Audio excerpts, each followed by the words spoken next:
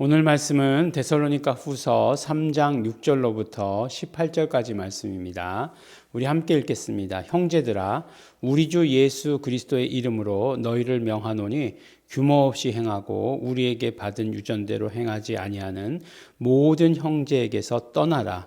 어떻게 우리를 본받아야 할 것을 너희가 스스로 아나니 우리가 너희 가운데서 규모 없이 행하지 아니하며 누구에게서든지 양식을 값없이 먹지 않고 오직 수고하고 애써 주야로 일함은 너희 아무에게도 누를 끼치지 아니하려 함이니 우리에게 권리가 없는 것이 아니요 오직 우리 스스로 너희에게 본을 주어 우리를 본받게 하려 함이니라.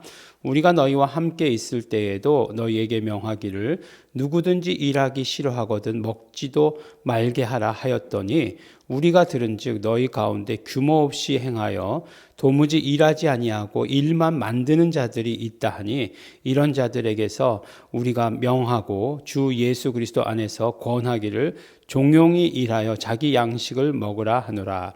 형제들아, 너희는 선을 행하다가 낙심치 말라. 누가 이 편지에 한 우리말을 순종치 아니하거든 그 사람을 지목하여 사귀지 말고 저로 하여금 부끄럽게 하라. 그러나 원수와 같이 생각지 말고 형제같이 권하라. 평강의 주께서 친히 때마다 일마다 너희에게 평강을 주시기를 원하노라. 주는 너희 모든 사람과 함께 하실지어다. 나 바울은 친필로 문안하노니 이는 편지마다 표적이기로 이렇게 쓰노라. 우리 주 예수 그리스도의 은혜가 너희 무리에게 있을지어다. 아멘. 네, 이렇게 마지막 절 말씀이 꼭 축도와 같은 말씀인 것은 편지의 마지막 부분이기 때문에 그렇죠. 그래서 편지의 첫 번째 부분은 누가 누구에게 편지한다라고 하는 것들, 그 다음에 이제 감사하는 내용들, 감사하는 기도들 이렇게 나오고 마지막에는 항상 사도 바울이 축도의 이 모습이죠. 그래서 고린도후서 13장 13절이 우리 축도죠. 지금 우리 주 예수 그리스도의 은혜와 독생자 예수 그리스도, 그 다음 성령의 교통하심 이렇게 삼위가 나오는 그런 형식이 우리 축도죠. 그런데 이제 우리 주 예수 그리스도의 은혜가 너희 무리에게 있을지어다 이렇게 되어 있습니다. 보면 어떤 때는 그래요. 물론 오늘 주제와는 관계가 없지만 우리 주 예수 그리스도의 은혜가라고 하면 성부, 성자, 성령이 나오는 것. 우리 주 예수 그리스도의 은혜가 어떨 때 약하다고 느껴지시죠? 성부, 성자, 성령 이렇게 나오면 성부에게도 성자에게도 성령에게도 공평하게 이렇게 될 수 있는데 우리가 믿는 게 예수교잖아요. 예수교라고 하는 것은 예수가 중심이에요. 그래서 모든 걸 다 예수가 포함하고 있는 거죠. 사실은 물론 그렇다고 해서 삼위일체에 대해 역사를 제가 부인하지 않습니다. 하나님의 계획하심과 성령의 교통하심을 부인하는 건 아니지만 예수가 중심이기 때문에 어떤 면으로 예수 이름으로라고 이렇게 얘기하면 그것이 다 성부, 성자, 성령의 이름으로라고 하는 것보다 훨씬 더 강력한 표현인 거죠. 예수 이름으로. 예수 이름을 부르는 거니까. 벌써 성부, 성자, 성령의 이름으로라고 이렇게 얘기하면 이건 어떤 면으로 얘기하면 교리화된 거죠. 실질적으로 역사하는 건 예수 이름이에요. 그러니까 예수 이름으로가 파워가 있는 거예요. 성부, 성자, 성령의 이름으로는 이미 교리화된 이름. 그러니까 신학적으로 정제화돼서 너무나 멋있긴 하지만 그렇지만 성부, 성자, 성령의 이름으로 귀신을 쫓지는 않아요. 우리가 예수 이름으로 명하노니라고 이렇게 얘기하지. 그러니까 어떤 세례가 공식이 된 것처럼 예수 이름으로 세례를 주는 것이 이제 세례 공식인 것처럼 귀신 쫓는데 병 고치는 데 있어서 공식은 예수 이름으로죠. 그렇지만 그 예수 이름이 무엇을 의미한다라고 하는 것은 우리가 이제 다 알고 있어야 되는 것처럼 그렇게 예수 이름이 중요하다라고 하는 거죠. 그래서 오늘 보니까 이제 6절 말씀에 우리 주 예수 그리스도의 이름으로 너희를 명하노니라고 이렇게 되어 있어요. 사실 사도 바울의 글에서 이렇게 풀 센텐스로 나온 우리 주 예수 그리스도의 이름으로를 찾아보기가 쉽지 않습니다. 그것이 단지 몇 구절이에요. 논문에 보면 다 나와 있습니다. 단지 몇 구절이에요. 단지 몇 구절인데 사도 바울이 이렇게 쓰고 있다는 것. 그리고 또 한 가지 알 수 있는 것은 사도 바울의 그 기독론의 가운데에서 가장 완성된 기독론이 우리 주 예수 그리스도의 이름이에요. 이름으로라고 하는 것들. 그러니까 그 가장 완성된 폼이 우리 주 예수 그리스도의 이름으로예요. 이것이라고 하는 것. 근데 이제 그것을 보니까 오늘 말씀을 보니까 맥락은 너희를 명하노니 떠나라라고 하는 그런 이야기예요. 모든 형제에게서 그러니까 우리에게 받은 유전대로 행하지 아니하는 모든 형제에게서 떠나라라고 하는 것이 명령하는 것의 내용이에요. 예.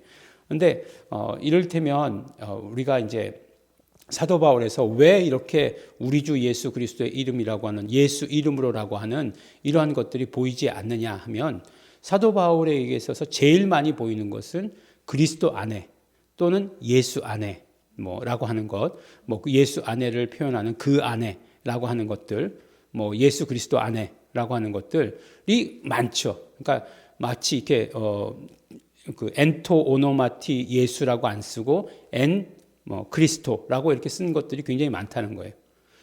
이런 것들이 그러나 사도 바울에게 있어서 나타나는 것들은 그러니까 서로가 사도 바울도 알고 그 편지의 수신자들도 아는 것을 이렇게 단축해서 썼을 것이다.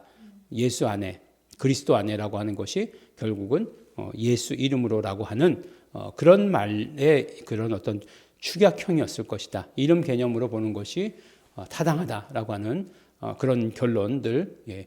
굉장히 그 어려운 결론이지 않습니까? 예. 해냈다는 것, 예. 해냈다는 것. 논문을 읽어보시면 다 알게 됩니다. 안 읽어보실 거지만, 예. 어쨌든지 간에, 예. 예. 그랬다는 것입니다. 뭐 제가 계속 이제 설명해 드릴 테니까 뭐 걱정하지 않으셔도 돼요. 근데 보면 이제 요새 제가 이제 그런 것들을 이제 동영상들을 많이 봤는데, 그러니까 자기 이름을 완전히 그 풀네임으로 부르면 굉장히 막 싫어하더라고요. 뭐 애칭으로 부르는 걸 좋아해요. 그래서 이렇게 막 허니 뭐 그러는 걸 좋아하지. 만약에 조영임 이렇게 부르면 막 그냥 정색을 하더라고요. 예. 왜 그런가 봤더니 조영임 이렇게 풀네임을 부를 때는 좋을 때 부르지는 않는다는 거예요. 뭐 그래서 허니, 뭐 허니 투, 꿀꿀이 뭐 이렇게 부를 때에는 이렇게 그냥 애칭으로 부를 때에는 항상 뭐 사랑한다, 뭐 이렇게 할 때 부르는 거지만 풀네임으로 부를 때는 뭔가 이렇게 뭐 엄숙한 일이 일어날 때만 풀네임으로 부른다는 거예요. 그래서 풀네임으로 부르는 거를 좋아하지 않더라고요. 심지어는 이렇게 사람들이 이제 친척들이 이렇게 모였는데 이제 남편이 아내를 풀네임으로 불렀어요. 그랬더니 모든 가족이 다 떠나가더라고요. 도망가더라고요. 이제 뭔가 심상치 않은 일이 있을 것이다라고 하는 거죠. 근데 그러면은 뭐 그런 거냐, 오늘 말씀이 그런 거냐라고 이렇게 얘기할 수 있겠지만 뭔가 약간 심각한 일을 했을 때는 모든 격식을 사실은 또 다 갖추는 것을 말하죠. 그래서 뭔가 이렇게 진지하다, 근엄하다.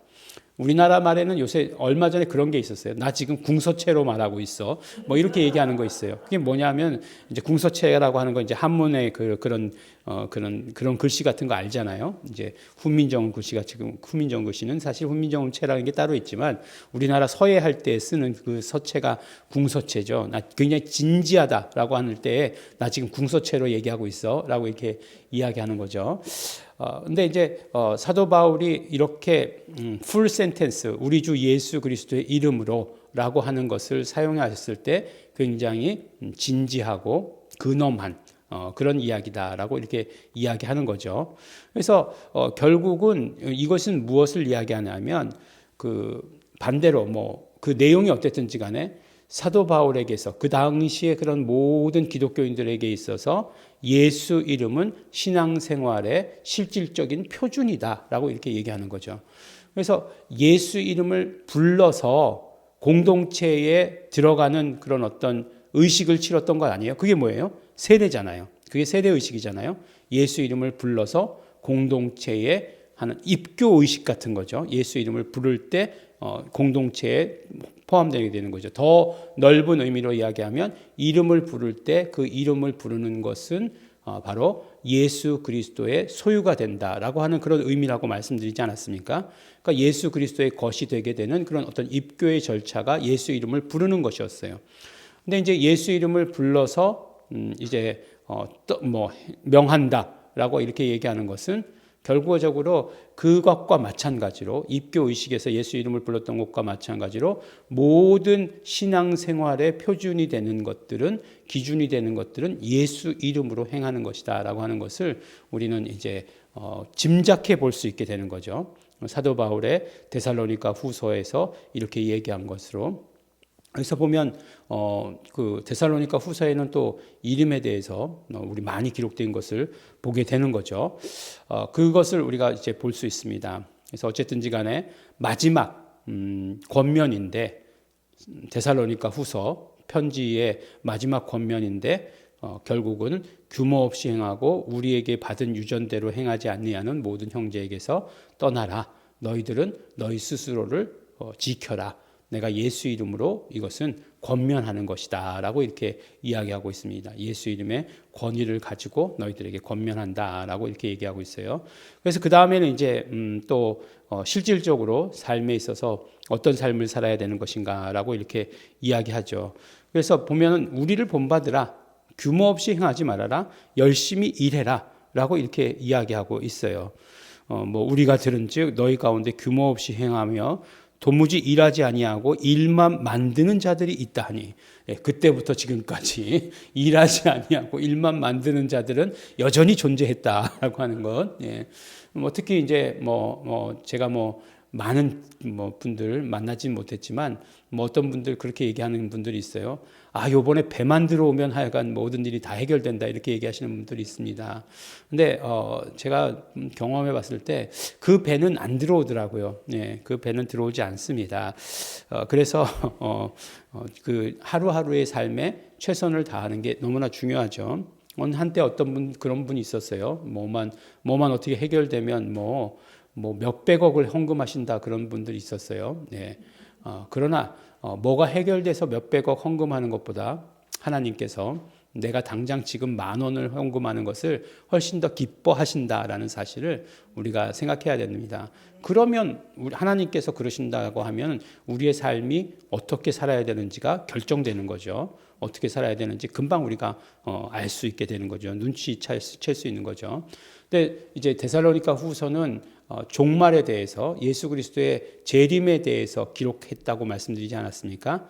그러니까 예수 그리스도의 재림을 기다리는 사람들이 실질적으로 매일매일의 삶에서 그냥 헛된 것들 붙드는 것처럼 그렇게 사는 것이 아니라 하루하루에 최선을 다해서 하루하루를 마무리 지으면서 살아야 된다는 것을 말씀해 주시는 거죠. 그래서 우리가 꼭 그렇게 해야 된다 이렇게 얘기하고 있죠.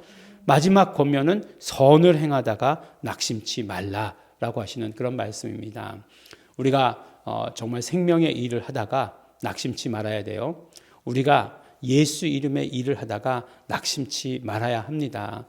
예수 이름의 이름을 전하고 예수 이름의 사역을 하는 것들 참 방해도 많다고 얘기해요. 또 영적인 것들로 괴롭히는 것들도 많이 있습니다. 그러나 우리 마음으로부터 낙심하게 되면 그것이 제일 1차 방어 저지선이에요. 그것이 무너지면은 그 다음에 걷잡을 수가 없게 됩니다. 그렇기 때문에 우리의 마음을, 우리의 생각을, 우리의 마음과 생각을 다 아시는 하나님께 맡기고, 그래서 항상 선을 행하다가, 예수 이름을 행하다가, 예수 이름의 사역을 하다가 낙심하지 말고 늘 그것을 가지고 나가야 되는 것이에요. 보면 우리가 치료받으신 분들 있죠. 병을 치료받으신 분들 계속해서 어떤 증상이 있으면 두려움이 확 들어와요. 두려움이 안 들어오게 해야 됩니다. 이렇게 얘기하면 그건 목사가 아닐 거예요. 이 세상의 삶을 경험해보지 못한 사람일 거예요. 들어오죠. 주일날 예배 가운데서도 말씀 나눴지만 물질에 대한 두려움, 아무리 내가 훈련받았다 할지라도 매달 이자 내야 된다 만약에 그러면 그 스트레스가 쉽지 않습니다. 이런 말씀 드려서 죄송하지만 교회들이 이제 대부분 어떤 건물 같은 것들을 매입할 때 은행을 빚지고 이제 매입을 하니까 매달 줘야 되는 이자가 크죠. 근데 이제 성도가 보통 때 이제 그거를 결정할 때는 그 순간에는 괜찮았겠지만 만약에 조금이라도 성도가 흔들리는 날에는 그래서 헌금의 그런 어떤 규모가 조금이라도 변하는 때에는 그건 굉장히 큰 타격이 되는 거죠. 신천지가 그걸 타고 들어왔었어요, 항상. 그래서 교회 이자 갚아주겠다. 네. 누가 어떤 목사님이 신천지에다 그냥 교회를 덥석덥석 입에다 넣어주렸겠습니까? 그렇지는 않겠죠. 그런 것들을 타고 들어왔다는 거예요. 그러니까 더 두려움이 크죠. 막 그냥 이 이자에 대해서는 안 그러면 큰일 나니까 바로 그냥 교회가 넘어가는 거니까 크죠. 예. 그런데 무슨 얘기를 하려고 그랬는지 모르겠지만 우리가 훈련 받았다고 해서 그런 모든 것들이 아무렇지 않다는 것은 아닙니다. 그렇지만 그렇다고 해가지고 또 그것에 마음을 넘겨줘서는 안 되는 거죠. 항상 우리가 선을 행하다가 낙심하거나 그래서 마음의 어떤 여지를 주어서는 안 된다라고 하는 것을 늘 말씀해 주십니다. 마지막 말씀을 기억하시고 마지막 권면 기억하시고 그것이 오늘 우리에게 주시는 그런 권면이 되기를 원하고 우리도 그러므로 사도 바울이 말했던 것처럼 우리 모든 삶의 기준이 우리 주 예수 그리스도의 이름으로가 되어서 나아감으로 말미암아 흔들리지 아니하시는 그리고 마지막에 축도해 주신 것 같이 우리 주 예수 그리스도의 은혜가 여러분에게 충만하시게 되기를 예수 이름으로 또 축원합니다. 기도하겠습니다. 하나님 아버지 감사합니다. 우리 데살로니가 후서 마지막 말씀을 통해서 우리에게 힘 주시고 용기 주시고 또 예수 이름으로 말해 주신 것들 너무나 감사하고 감사합니다. 우리 삶의 모든 기준이 예수 이름이 되게 하여 주시옵시고 우리도 우리 주 예수 그리스도의 이름을 말하고 선포하고 전함으로 말미암아 그러다가 낙심하지 않는 우리 모든 성도들 될 수 있도록 아버지 축복하여 주시옵소서. 감사드립니다. 예수님 이름으로 기도드렸습니다. 아멘. 그러므로 우리 이 시간에 기도하실 때 우리의 모든 삶의 기준이 예수 이름이 되게 하여 주시옵소서. 성령님 역사하여 주시옵시고 또 우리가 항상 예수 이름을 말하다 낙심하지 않게 하여 주시옵시고 언제나 예수 이름으로 인내하며 승리하는 자 되게 하여 주시옵소서. 성령님의 인도하심을 구합니다. 성령님 역사하시옵소서. 다 같이 통성으로 기도하시겠습니다.